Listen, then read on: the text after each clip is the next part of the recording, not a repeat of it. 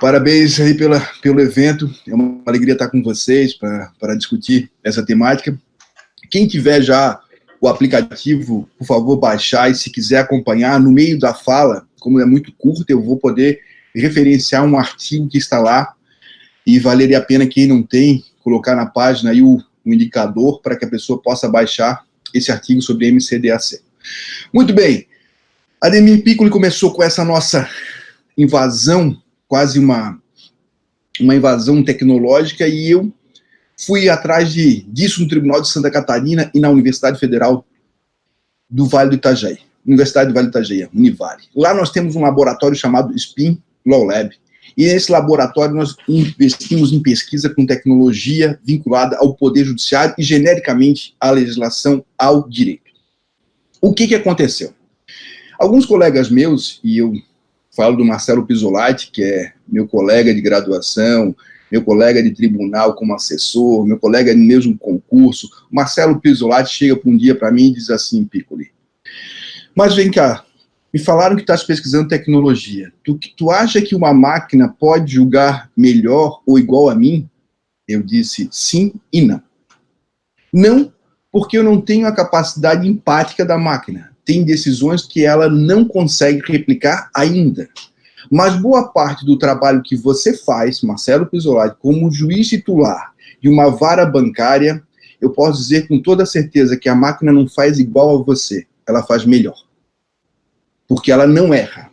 Ou seja, nós fizemos o quê? Das 21 teses que nós conseguimos mapear de uma vara bancária, da competência bancária, nós temos o quê? Nós temos 21 casos em que a máquina pode julgar sozinha.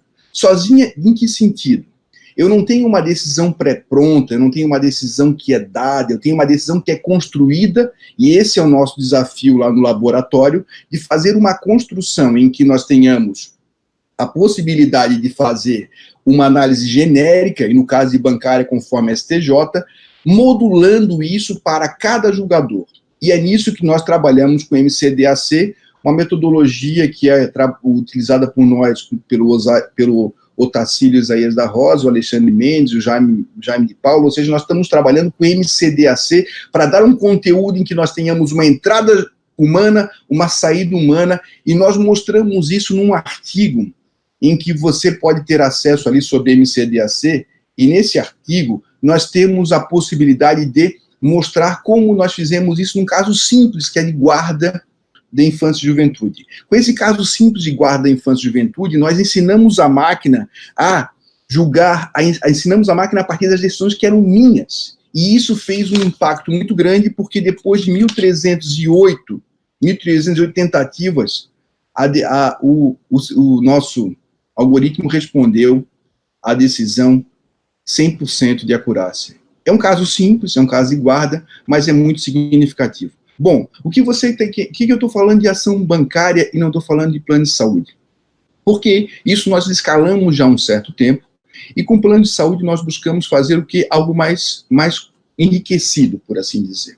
Aí nós modulamos, junto com esse time, o time da Lives Hub, que é o Maurício, o Cairo, o Guga, nós fizemos o quê? Nós fizemos um enriquecimento de Big Data de dados de plano de saúde, junto com a Ademar e outros colegas nossos. Então, o que eu vou mostrar para vocês hoje? Eu vou mostrar como nós podemos, e que nós estamos trabalhando, para construir um modelo de representação dos casos de plano de saúde privado. Todos nós, juízes, julgamos ações da Unimed, a GEMED, Sul América, Bradesco Saúde e assim por diante. Esses casos se repetem? Sim. Nós temos especificidades, sim, mas nós podemos criar níveis de complexidade. E foi isso que nós fizemos a partir de 2 passos que eu vou mostrar para vocês agora. Esses passos significaram, primeiro, que nós mapeamos os 7 casos. E eu aqui dou um abraço aos meus colegas da magistratura, que estão vendo, Antônio Baggio Baldo, que estão da turma de recurso, porque a gente tem uma perspectiva de fazer isso de maneira a implementar políticas dessa na gestão da decisão. E todos nós aqui, quando eu falei do Marcelo Pisolati, tem uma perspectiva de apoio à decisão. Ninguém quer substituir os magistrados. A entrada é humana, a saída é humana, o controle é feito dessa maneira, e eu pretendo mostrar agora como isso funciona.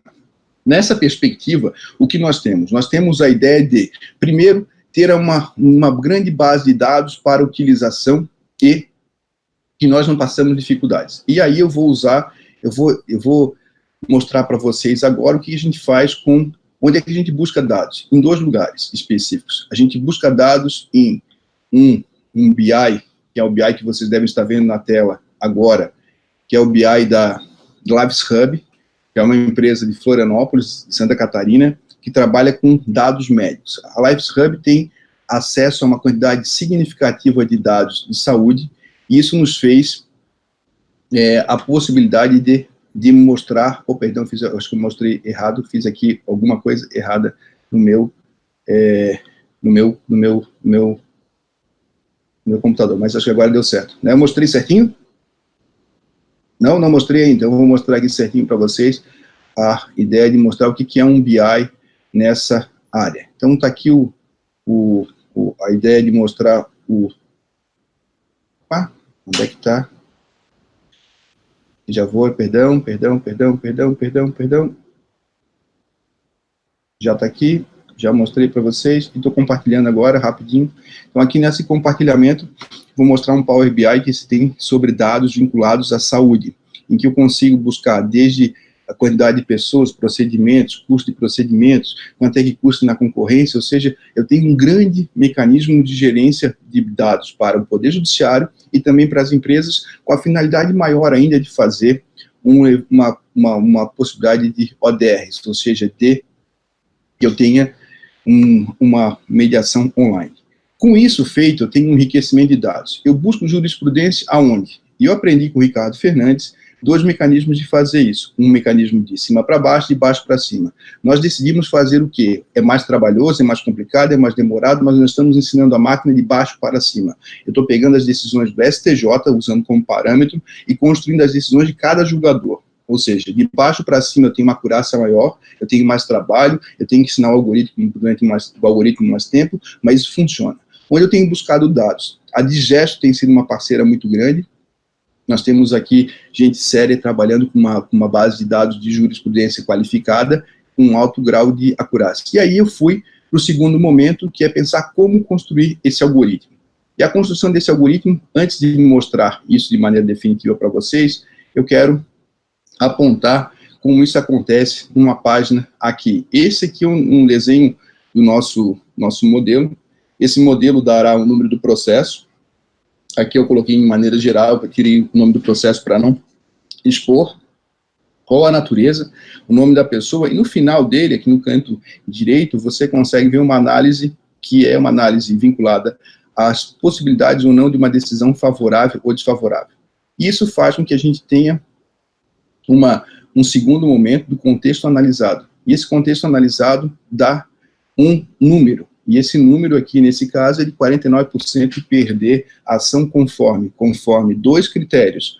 Os padrões fixados pelo STJ, que se refere a plano de saúde, e os critérios daquele julgador. Então, a análise é feita em 2 momentos. Uma análise feita em face do aspecto geral, como se nós tivéssemos um BI que pudesse olhar para trás, e fundamentalmente STJ, os tribunais, e um segundo, fazendo uma análise de maior acurácia em face do julgador singularizado, customizado.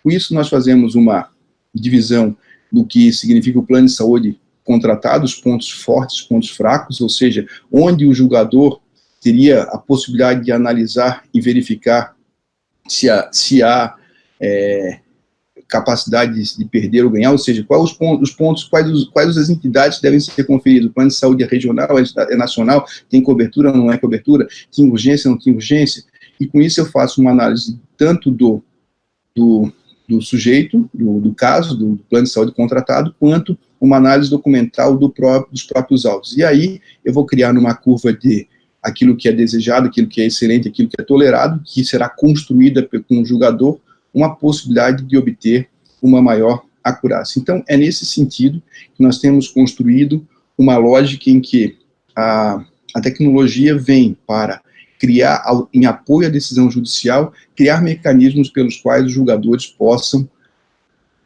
atuar de maneira mais significativa. Ninguém está tirando aqui a possibilidade do juiz estabelecer os critérios. Eu só posso dizer de antemão que essas decisões serão consideradas ou construídas de maneira correta ou em desconformidade com a STJ.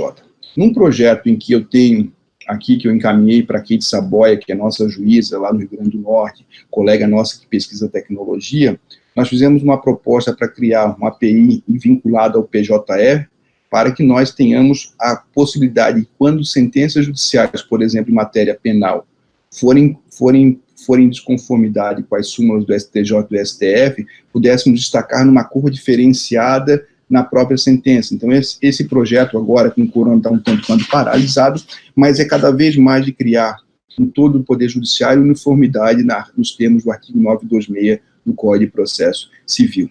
Então, aqui eu não tenho como estabelecer as condições técnicas pelas quais nós trabalhamos. É um desafio rotineiro poder trabalhar as questões, quais os algoritmos que vão sendo construídos, o enriquecimento, a dificuldade, e para terminar, naquilo que eu me propus muito rapidamente com o Ademir Piccoli, foi mostrar para vocês que quando eu falei para o Pisolati que ele não teria mais que decidir, é verdade, boa parte do trabalho de um julgador hoje nos casos repetitivos é uma análise documental que pode ser facilmente substituída por um trabalho da máquina.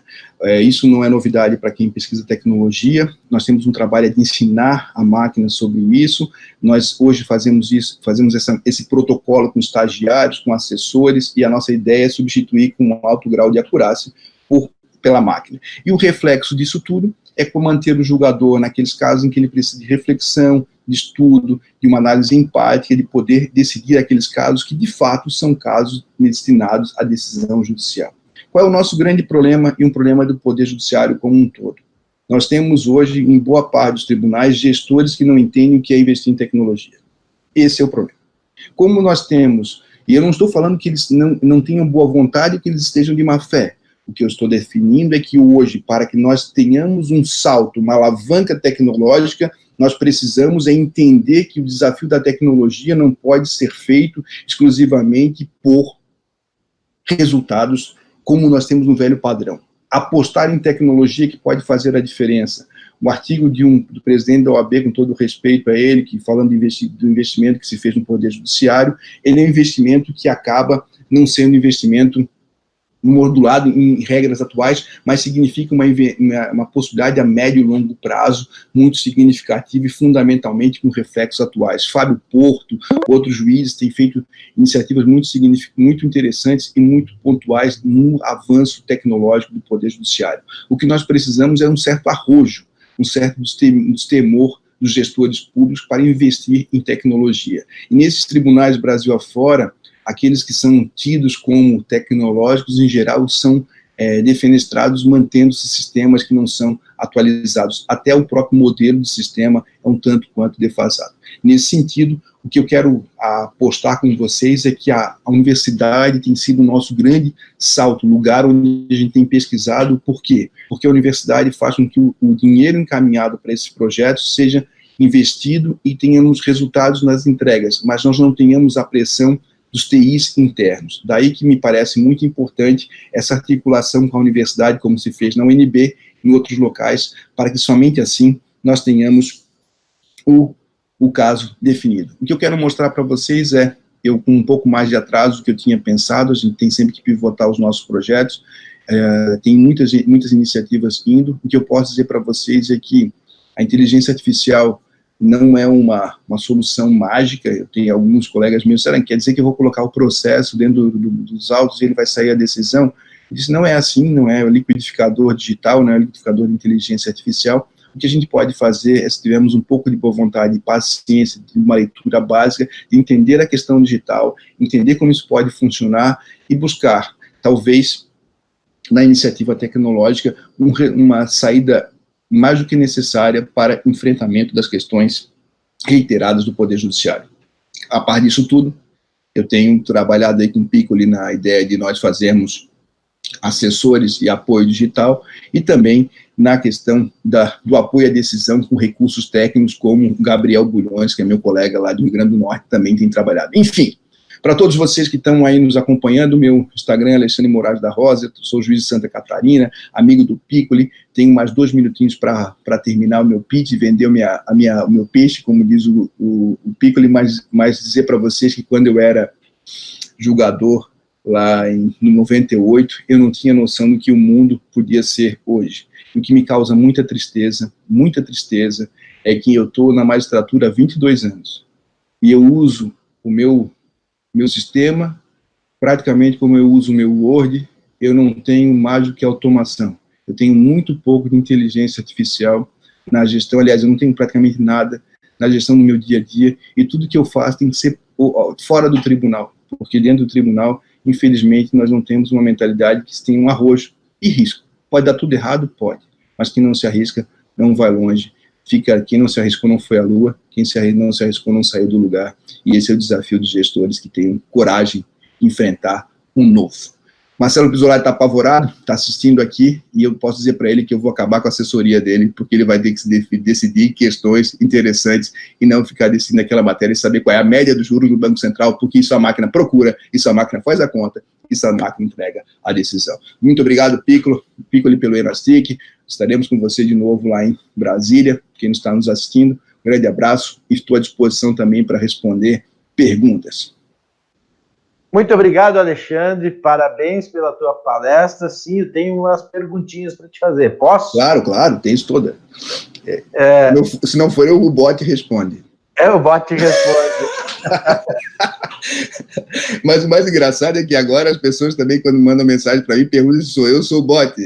Aí eu já ensinei o bot a dizer que sou eu.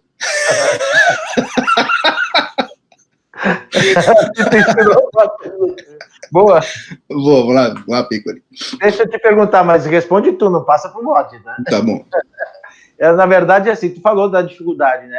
De um lado, a gente vê um lado otimista, né? Ontem a gente falou de várias ferramentas, aí o CNJ, o Luiz falou sobre a plataforma Sinapse, o Faustino apresentou a Elis, que tá no caminho legal, o TJ de Alagoas, lá, o Batista apresentou o Hércules. A gente vê uma série de ferramentas já sendo desenvolvidas pelos tribunais. Tu que é um pesquisador, também ligado à academia, e tem essa rotina do dia a dia, como é que a gente consegue acelerar? Quanto tempo tu acha que vai levar para a gente ter realmente a inteligência artificial no dia a dia do juiz, do magistrado, do tomador de decisão? A minha questão não é de negócio. Então, se a gente pensar o que é o negócio. Quem tem interesse num sistema desse bancário rodando? É só o judiciário ou os bancos também têm interesse? Em seguradora, quem tem interesse? A seguradora também tem. Ou seja, se nós esperarmos que venha dinheiro para financiar esse tipo de pesquisa, nós vamos ficar para trás. Tem que ser realista. Há uma sinergia do mercado privado, ou seja, você diminui custos, é teorema de Coase para todo mundo, você diminui custo de transação, você aumenta a eficiência do poder judiciário com melhoras para todos os lados. Só que tem que se quebrar algumas barreiras. Eu não posso ter dinheiro de uma seguradora financiando um tribunal, mas por isso que em qualquer lugar do mundo, a universidade tem funcionado como um player neutro, em que ela funciona como amálgama desse lugar todo, consegue fazer a sinergia entre o público e o privado para entregar mecanismos internos para o Poder Judiciário. Então, o que me parece muito difícil é que você não tem a possibilidade, patina muito para poder fazer internamente, patina muito, e a ideia de usar a universidade, eu tenho lá na minha universidade um convênio contigo, Piccoli. Por quê? Porque a gente precisa de alguém rápido para responder, eu preciso de alguém que possa me entregar alguma coisa num curto espaço, eu não posso fazer uma licitação, eu não posso ficar dependendo, eu quero mudar a minha nuvem, eu tenho que fazer uma licitação de nuvem, ficar vendo como é que faz, não tem tempo para isso. O mundo inteiro trabalha hoje com sandbox, o mundo inteiro trabalha com suspensão de regulação, e quem quer fazer por dentro fica muito amarrado. Então, a ideia de poder dar esse salto para fora, trabalhar assim, honestamente, de maneira ética com as empresas, para que possa desenvolver produtos internos para o Poder Judiciário, me parece que é a única maneira. O que tem se feito é o seguinte: a gente tem usado que, quando você tem esses arroubos de sucesso no Poder Judiciário, você tem como protagonista juízes, juízas, e não o tribunal. Em geral, é alguém que arregaçou a manga, foi para códigos abertos e fez a coisa acontecer. Você não tem uma política de investimento sério, embora o CNJ agora tenha buscado estabelecer esse ecossistema. Me parece, então, respondendo à tua pergunta, que nós precisamos muito mais de um passo aberto com universidades e com parcerias, como fez o Supremo com a ANB. Usou uma lei que está em vigor, fez o aporte financeiro, buscou resultados e nós só temos investimento com isso. Aliás, e eu te digo mais uma coisa, né, e eu reafirmo, hoje eu fico, o Zata, que é Guilherme Zata, é o cara do Ministério Público de Santa Catarina, ele faz o quê? Aí, né? Ele faz o quê? Ele trabalha com isso.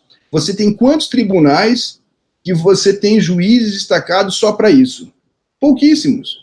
Aí depois não vai adiante, o cara tem que fazer audiência, despachar e ficar 15 minutos trabalhando da inovação tecnológica do tribunal. Claro que tem um monte de medíocre que vai dizer que não, mas a função do juiz não é essa. Bom, se você não tem um julgador destacado, alguém que possa entender tecnologia, que saia da jurisdição para poder fazer acontecer, como é que funciona? Você não tem como ter milagre. Por mais que os técnicos tenham boa vontade, eles têm um limite. E quando você tem um juiz que trabalha junto, que sabe tecnologia, a coisa avança. Então é nesse sentido que minha aposta no Poder Judiciário depende muito mais do protagonismo dos players do que das instituições, porque elas são muito paquidérmicas.